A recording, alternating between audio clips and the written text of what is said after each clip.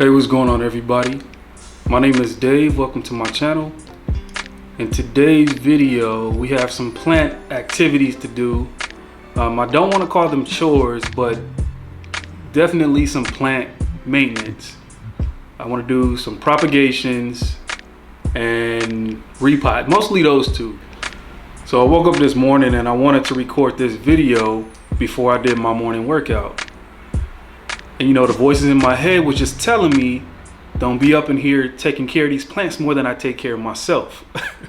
So I wanted to relay that to this video because, you know, our plants, they need complete nutrition, water, light, and everything else that we spend our money on, Amazon and all of that. We need to start doing that for ourselves before anything. You know, make sure that we're getting our complete nutrition, taking our vitamins, drinking the green smoothie, or whatever it is that you do to make sure that you have complete nutrition. You know, we definitely want to keep our energy up so that we stay balanced, because taking care of plants, it has a lot of mental benefits, but it starts to get unbalanced when we're not taking care of ourselves, you know, as far as nutrition and staying energized, so that we don't induce bad mood swings and all of that kind of stuff. So just a little something that I was thinking about and I wanted to share with y'all.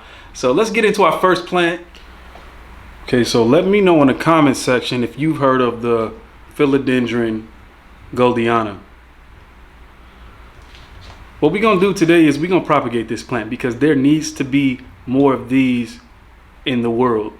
I'm serious. Like, leave a comment and let me know if you've even heard of this plant right here. Because I tried looking online maybe a few nights ago to see if they were selling any of these, and I couldn't find it. So we need to populate the plant community with at least a few more of these. Therefore, I will propagate them so that you know, I can spread them around, you know. But this plant is a lot like the painted lady. It has like that painted lady type variegation, but the stems are more of a golden color with like red hue to it, and then the new leaves come out with this bright red underside, and they stay there for a pretty long time. Even the old leaves have like some of the red underside. But this plant is really cool, and we definitely want to multiply this. So let's get to it. Philodendron goldiana. Yo, so make sure you water your plants a day or two before you propagate them.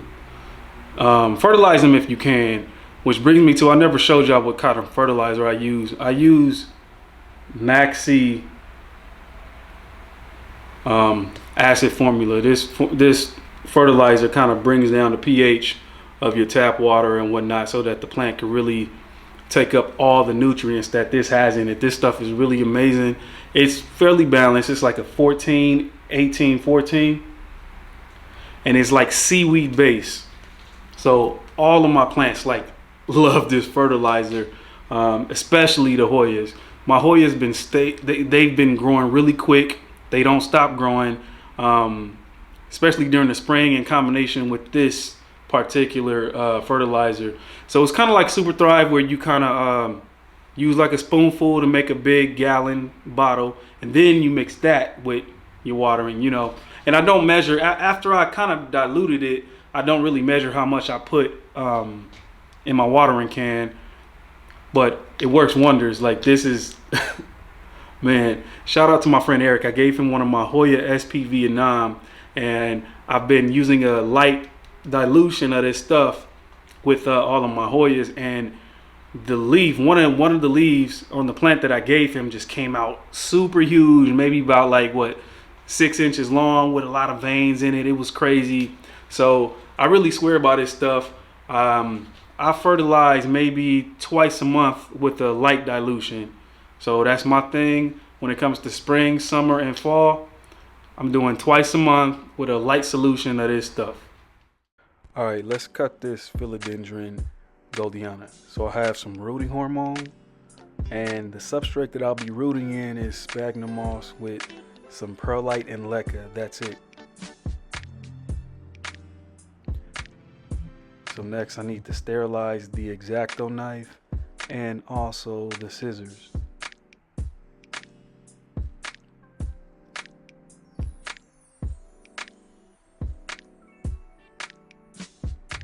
All right, so I want to make a cut close to the base of the plant so I could leave the mother plant with at least one leaf.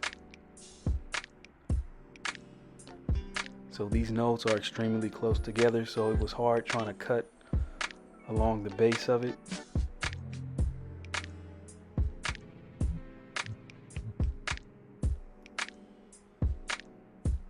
There we go. And it looks like we lost one of the leaves. But here's the initial cut, so we'll see if we can get a couple more cuts out of that.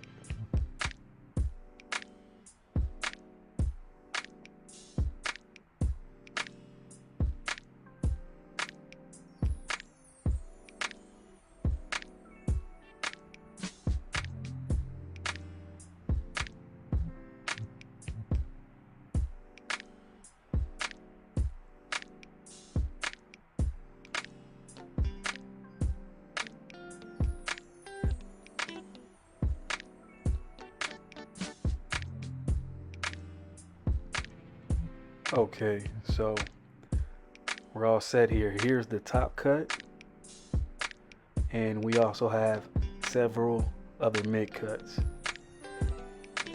So let's pop them up in the sphagnum moss with the perlite and leca, and I think we'll be all good. So here they are. First is the mother plant, and then I put two of the mid cuts in the same pot. And then in the green pot right there, that's the top, and another mid cut. All set. So this is a Syngonium splash, and it's a really nice looking plant. But have you ever had Syngoniums just grow roots?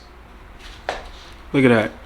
The roots just go straight down and right out of the drainage hole. You can see it's doing that on all sides. The root just goes straight down and come out of the drainage hole. So this plant does not need to be up potted. It just needs to be readjusted. So what I'm gonna do is I'm gonna take this plant out of the pot, and then I kind of just want to readjust the roots and put it back in this same pot, because there's enough room in here. It's just that, you know, the plant wants to keep, the roots want to keep going down and right outside and just coming right out of the drainage hole. So that's the maintenance job that we're gonna do on this one. Again, this is I keep wanting to say confetti. This is a Syngonium pink splash.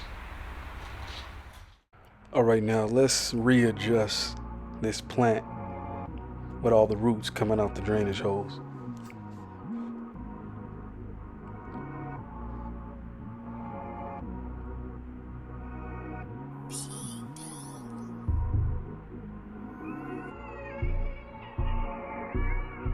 So this here is pretty simple.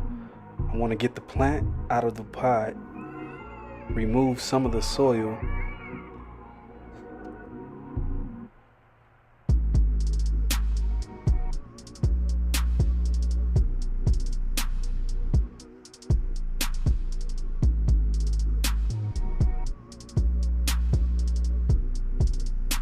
so fairly long roots here. So I'm going to put some soil at the bottom of this pot.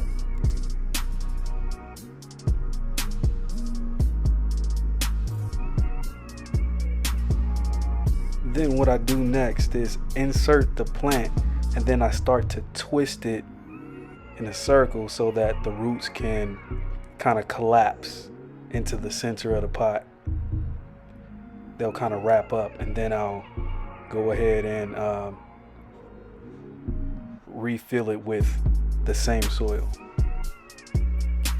Put the stake back in there. This plant is not exactly climbing just yet, but I just have the stake in there for when it does. And there you have it. Syngonium pink splash, readjusted in its pot. Anthurium crystallinum. So what I want to do with this plant is I want to propagate it. It's been a while since I propagated any Anthurium.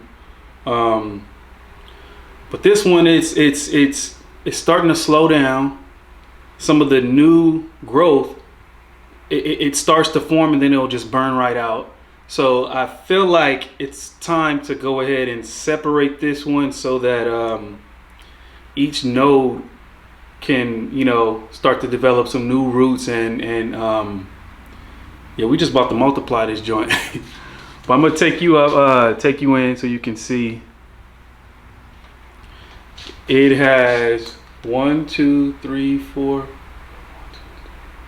It has 6 leaves. I think I cut a couple of them off because some of them were starting to yellow.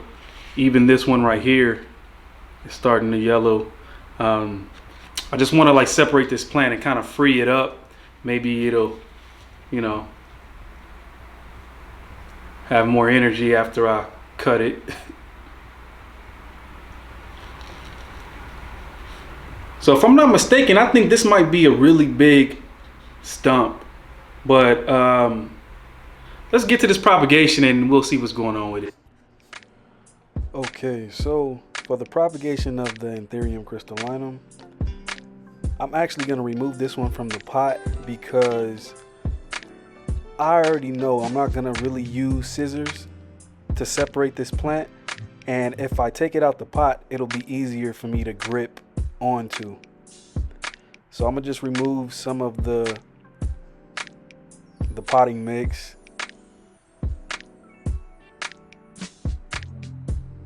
and I'm just gonna, you know, go ham and just rip it apart with my bare hands. Like there's little clumps and they almost form like bulbs, and you can kind of just start to rip those bulbs apart away from the stump. And normally they have roots attached to them. So as you can see here, I ripped one.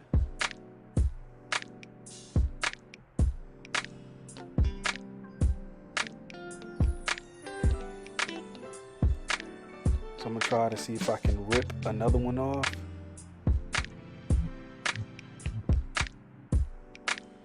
And it's fairly easy. They come right off, and like I said, they have the roots attached. And that one also has a growth point.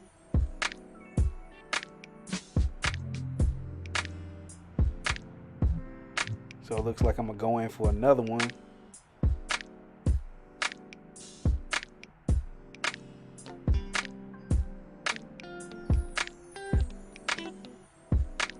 And that right there is the stock with a lot of roots attached to it.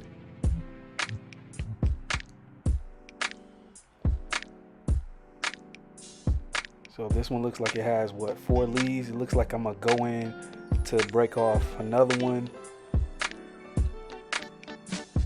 So I was trying to be safe and use the razor for this. And there we go, another one with the growth point and a long root. So the good thing about these type of propagations is that everything that I picked off already has roots. So I'm gonna put the stump back in the pot and refill that with the sphagnum moss mixed with bark and all kind of other perlite, pumice, leca. And I used that same type of mix to pot up the other pieces that I plucked off. That's it.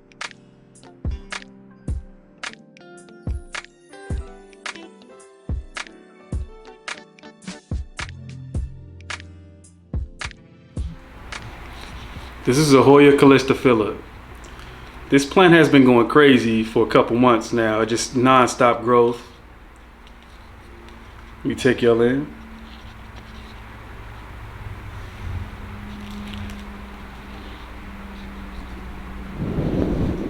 A little tendril coming at you.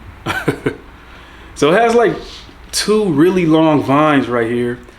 And I feel like it's a good time. It's good weather and this plant has not stopped. So let's go ahead and propagate this.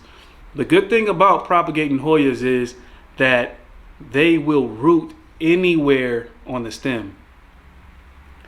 So you definitely want to make sure you have a node, a growing node right here. but anywhere on the stem, this plant will root, and it will root quickly, fairly quickly. In my experience, Hoyas root the quickest. You think a potho could root quick? Like I said, I've had a Hoya polynera literally root in 3 days. What else rooted that quick? A few of my Hoyas, I've propagated a couple of the Hoyas, and they really do root very quickly when you put them in sphagnum moss. Oh, here goes a propagation right. I thought I had. Oh yeah.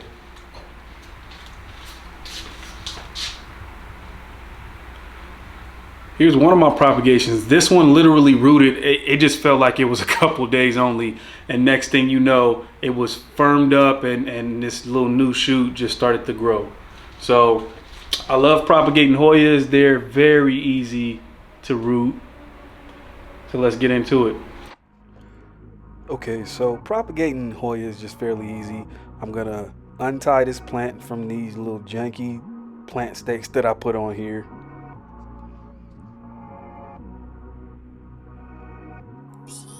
And I'll just start clipping. What I'm doing is I'm going down by the next node to clip. If you look closely, I'll go down low where the next node is and then make the clip.